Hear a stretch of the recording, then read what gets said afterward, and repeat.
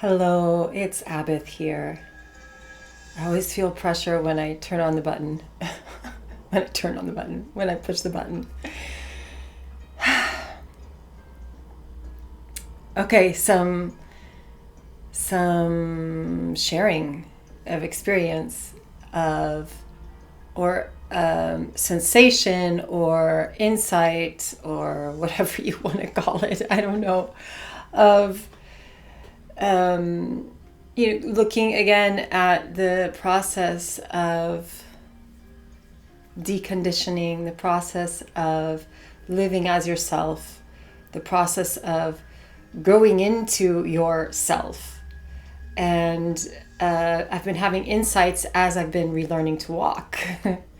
So you may not have heard the last video I made. I was talking about my physical process that I'm going through, where the body is reteaching itself how to center each and every joint, how to balance left and right, how to balance front and back, and balance the soft tissue, so that where I'm holding on can let go a little bit, and places that aren't really working can start to wake up. And I'm really diving deep into Anatomy in Motion by Gary Ward and his flow motion model, which is a model around gait. So how each joint in the body, from the foot up to the head, moves in 3D, so in three different planes of motion at each moment of one step, which happens under 1 second. I think it's 0.6 to 0.85 or something like that seconds. So under a second, all of the joints in the body have the potential to move 3D from one side of the center of the joint to the other side and back. So, and the idea behind it is that if there's a joint that's not doing that in one plane of motion or another, then elsewhere in the body is going to have to make up for it. So you're going to end up with joints that are more hypermobile, some that are hypomobile. You're going to end up with restrictions in one place and pain in another, just imbalance, right? So this is what it's been on the back burner to study for some years now, and now is the time. My body said, I want that. It was literally like, I need that thing now. And so I started picking up his book again and the couple of basic courses, and then now I've got the whole package of courses, and I'm doing the deep dive into his whole flow motion model. And relearning anatomy in the way that really makes sense, that didn't really make so much sense to me when I learned anatomy in college, in my Pilates course, in my massage courses, and it didn't come alive for me in the same way that it is now. But I'm learning anatomy in motion, in the gait cycle, and it's Gary teaching it, but it's actually my body. It's my body that's teaching me. And that brings me to where I see this crossover. It's like this theme that life has given me the last years. Everything is orbiting around this theme of body intelligence, and it's the body that knows, and it's the body's life, and it's body wisdom, and I can let go. Yesterday, I was walking in a very different way than I have been walking. My body is actually starting to, I thought I was had quite a bit of mobility, and I did in doing certain movements, but then when I was walking, I was really stiff, to be honest, because I had swallowed everything that's talked about out there in fitness and recovery and rehab and therapy, and in my Pilates studies about you gotta hold the core, and you gotta keep the spine in this neutral state. Wow, I've been missing out on a lot of movement that's feeling really amazing. That actually was painful at first, because the body was like, we can't go there. and at the same time was wanting to go there. And little by little, there's this yielding. And I just want to talk about that word for a second, because like I said, I was walking yesterday and feeling parts of my body that are coming online. And I was listening to an interview. I've been listening to interviews with different people who have been studying and putting into practice in their different therapeutic or movement specialists professions, the flow motion model, so anatomy and motion. And one, I can't remember her name right now, but one woman who was studying anatomy and motion and using it, and she's done many other things as well. She said this one thing that I'm walking along in the park and I just burst into tears. I had to stop for a minute and just, wow. And she talked about yielding, and she said something, I won't quote her exactly, but she said the first movement, or the first reflex that a baby experiences and practices, if you will, is yielding. So that when you pick up the baby, it yields to, to your touch, to being held by you. Like you feel the baby just limp in your arms. So, and that is a reflex, to yield, to just say, in effect, I trust you. And she talked about how this, we often lose this first reflex of yielding and being able to say to life, I yield. I trust you. I trust you to hold me up. And she talked about it in terms of a couple different things, but she mentioned it in terms of the foot, which for me was very apropos because it's what I'm experiencing right now. And she said, your foot is built to yield into the floor. So I don't want to get too technical, but the bottom of your foot is, when you take a step, the majority of muscles that are working in the foot are working actually to do the supination action in your foot, not the pronation, because the pronation actually happens through yielding. So it happens through the bones coming into the floor and just spreading and yielding to the floor and the forces, and saying, body, I've got you, I'm catching you. And the foot stretches out, and all of those muscles that are called supinator muscles actually are going to stretch out first and receive the weight of the body. And that is going to be what actions them into contracting and supinating and being able to propel you forward. So actually the first thing that needs to happen when you take a step is the yielding, and the foot yielding into the floor, but also the body yielding into the foot. And then each joint that has its specific way that it moves into a pronated foot, that just allows the certain muscles to stretch, to catch you. So it's that thing of just trusting that you will be caught, trusting that you can take the step and you actually don't have to control it. And that is what I'm learning is, and I mentioned it in my last video, is seeing how many control mechanisms I had consciously put into the body for a variety of reasons. Some of the reasons were being told certain things when I was young, suck in your stomach. And so that was a control mechanism I put in from the time I was a kid until I'm only now releasing it.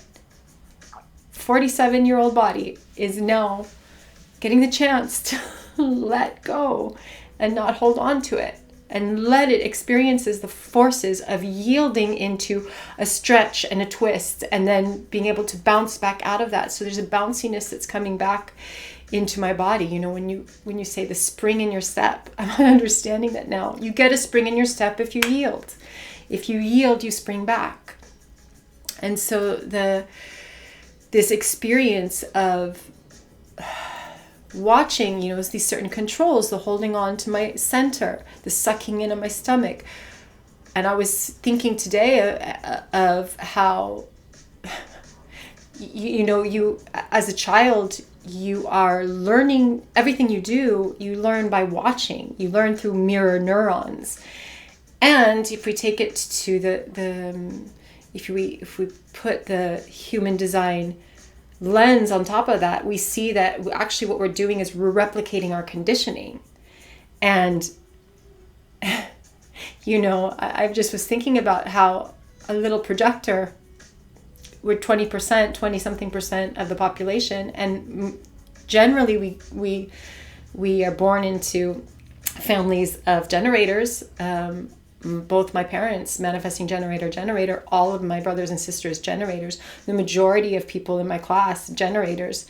So you look around and you see the juice of life everywhere you look. And you do have a sense that that's not you. And you do have a sense that you're not being seen for who you are. And you have a sense of like, what's wrong with me? I'm just not like, can't put it into words, but you have this sense, as I talk to different projectors who are in their process of re-yielding to being projectors. It's such a huge wounding. Nobody sees me. I want to be seen. And so we replicate, our mirror neurons are replicating what we see in all the generators around us. So our behavior becomes like generator behavior. The way we move becomes like the way a generator would move. The way we walk, the way we stand. And I was thinking about how there's certain ways of how I would put my body. And I was watching today as I went for a walk of young girls who are replicating what they see on magazines of supposed sexy ways of standing. And it's really counterproductive biomechanically speaking, so like internally rotated femurs that can't externally rotate, that are stuck in that you see it always in this sexy kind of move, like internally rotate and this kind of thing or whatever, and then you mirror neurons. Even on an unconscious basis, you start replicating that. And so these different things, I see how different things, because I replicated some of those, were stuck in my body. I got to show the boobs that I don't have. So now I'm walking like this. Then I can't even get, into these different positions. I'm walking with my stomach sucked in, but my, totally stuck in anterior tilt. And so I can't access the other side. I can only access one side. I've got internally rotated femurs. I mean, the whole thing. Coming from different reasons, injuries that I had, replicating what I was seeing, being told to suck in my stomach, being told that I remember when I was young being told, oh, your butt moves a lot when you walk. And so then it was like, oh, I better not swing my hips around. And so I remember this. I started holding onto my hips. So then I'm trying to squeeze my butt when I walk because your butt is supposed to activate. Well, it can't activate it if it can't get into the position that it needs to load. So then you're just consciously trying to activate and hold on and it's exhausting. It's exhausting. I'm seeing that now, and I'm being very transparent here with a lot of things that I consciously put in my body and unconsciously put in my body that I am now seeing are getting, thankfully, peeled away, and I'm getting to experience what it is to yield. And I'm experiencing that on this physical level at the same time that my body is taking me through this transformative initiatory process into my individual spirit, being able to emerge into the world because of yielding to life, yielding to my limitation as my design, as the design that this being has, that I've incarnated into this being. So I have incarnated into a 1-3 splenic projector, receptive, passive, talent, witness, and what's my other channel? Inspiration. I mean, all these things that are in my design, that's what I've incarnated to. So like yielding to that limitation, it actually is where you start to see the magic of the movement in your life. And that's what I'm finding when I walk, is like, as I start to stop taking off the controls, like this is what I have to do. This is what I'm supposed to do when I walk. So I'm trying to make it happen. The same thing as, all my life trying to make things happen, trying to pretend that I'm a manifestor, a manifesting generator, and trying to replicate what I'm seeing all around me and what I'm being told is the way that you're meant to live. And that those things being taken off, coming to my limitation, yielding to life, and then watching something emerge that I couldn't have dreamed of, that I wouldn't have dreamed of, because my mind is not interested in my life. I mean, it's interested in the way that's like, whoa, what the heck is that? What is happening? But it's not interested in living this life, because my mind is interested in living an emotional manifesting generator's life. That's what my mind is really interested in. And my body has different secrets. My body holds secrets that are being revealed little by little. And that surrender is that yielding. So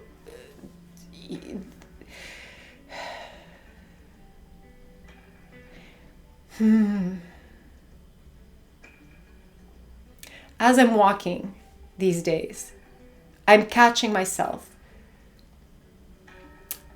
wanting to control now what I'm learning about the biomechanics of anatomy and motion in the gait cycle. And so it's like, as I'm doing the movements to give my body the chance to experience what it hasn't experienced, I'm aware of what it could experience, right? What ideally in the gait cycle it could be experiencing. And so I watch myself as I walk, my mind trying to force that on my body. And when it does, because I'll notice, my body still isn't quite supinating on that side at that time. Like, I'll notice these things, right? I'm walking in a totally different way. Parts of me have awoken that were not awake. But now, as I'm learning more, I'm seeing more. I'm more aware of what is happening, what isn't happening. And so my mind is now trying to impose what it's learning on my body. And as soon as it does it, I watch the whole thing crumble. It crumbles. It's like there is a certain rhythm. It's a wobbly rhythm, because I'm like a toddler learning to walk. I was talking to a projector friend yesterday about that. It's like a toddler learning to walk. And what a toddler needs to do is wobble in and out of balance. Wobble over here to find out, that's as far as I can go. Wobble over there to, that's as far as I can go there. So finding the center by wobbling in different directions until the nervous system can start to automatically deal with being off balance in enough, but not too much. And as soon as I try to consciously control that, on talking about this physical in gait, I throw off the body's mechanism of self-learning. I throw it off. And then I lose what was already happening naturally. And so I'm really watching how. And this work is so beautiful because it really gives value to the innate intelligence of the body to find its own center. So what I need to do is get out of the way and just let my body get the inputs that it needs. And I talked about I'm using the Gary Ward's Anatomy and Motion wedges to retrain the feet, and not just the feet, retrain the whole body. So here at home, I'll do the movements of the gait cycle so that my body can experience that. And then I need to go out and walk and leave it alone. And allow the wobbling. Allow it to be like it's not quite there, but each day we're going to put that input in, and each day it's going to be maybe a little less wobble here. Something else will wake up a little bit more. Today I started to be more aware of my toes than I was before. Like there was no capacity for awareness of the toes until now. So it's little by little, and I see that there's a parallel here in when I look at my process of relearning to walk right now, my joints relearning of where they can go and where they can't go. And so now my pelvis starting to move that like it had never moved before, which means like I can relax up here. This is starting to let go because this was holding on to everything that the rest of my body wasn't doing. So it was like powering through movement. So from here, God, how terrible. But you know, as that movement is starting to happen, it is wobbly. It is like exactly like a toddler learning to walk, trial and error. And my body is a line 3 trial and error body. So it's got to go through, not quite that. Oh, it's that. Oh, not quite that. Da, da, da, da. And it's the same thing that I've been feeling with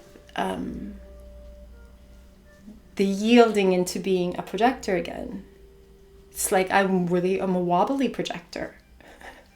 Just like a little wobbly toddler. I'm a wobbly projector. I see it.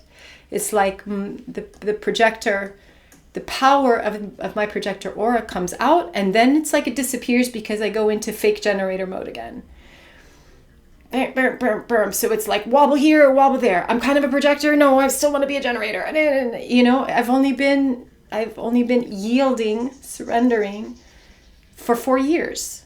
And I'd say the first couple of years was more of just a mental mind thing. It's only been the last year and a half that it switched from being so mental to being really more embodied. And it's like I feel what it is to be a passive, non-energetic projector.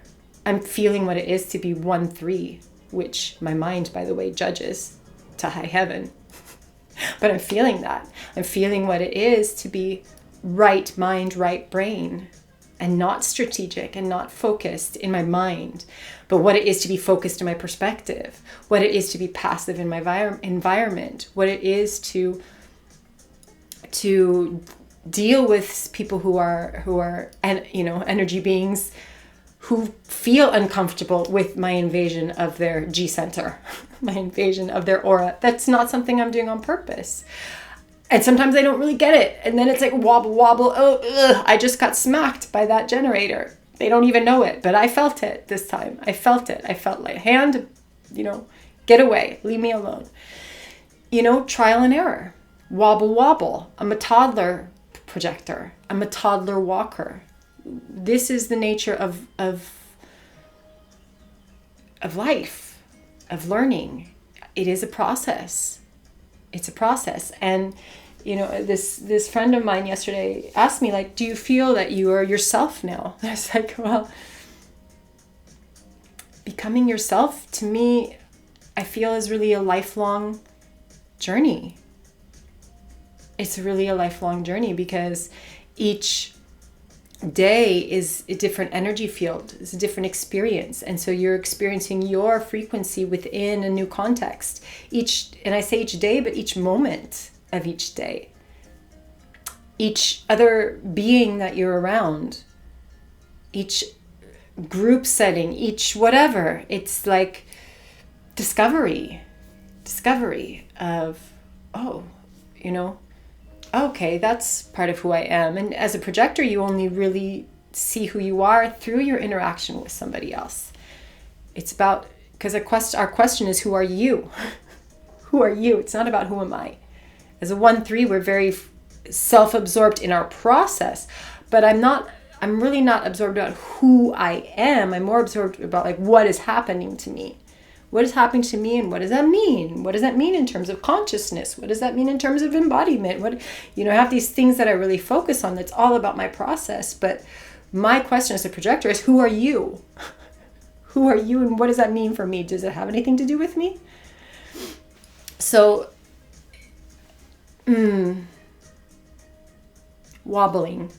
wobbling into the yielding, like finding the yielding again, finding the surrender again, watching how the yielding ignites, like it awakens dragons. How I wrote this the other day, it awakens dragons, like not for me going into my right side, like weight bearing on my right side, going into my right hip, trusting that, it awoke dragons. It was the dragons of, we don't go there. That's the pain place. We don't go there. And the first day, and I talked about in the last video that I that I rotated into my right hip and my femur externally rotated. It was like, whoa, crying. And then I was in pain there for like 2 or 3 days. And I was like, man, what did I do? But something in me said, you just got to wait. Because what I had done was I had awoken all the old pain. I had awoken the dragons. They were like, this is our lair. We're taking care of this place. Leave us alone. And I just kept going there. Like my body just said, we're just going to keep going there. We're going to keep going there gently. We're going to keep going there. And even now, as I go there, I don't have the pain, but I have the resistance a little bit, like, I don't know. And I have a lot of wobbliness because it's a place that has not been awake for a very, very long time. And my projectorness has not been awake for a very, very long time. It was put in a box from the time I was, I don't know, 4 at least was when I went to school. And I remember I shut down. I didn't speak at school for 6 months. I was in shock. So, yes, these things in us that are innate in us, there's such an intelligence in the body on so many levels. And there is the possibility of that awakening and coming back to life. And it may be painful and it may be very wobbly. But after a toddler wobbles, they eventually walk and then they run. So you wait and you wobble until you walk, until you run.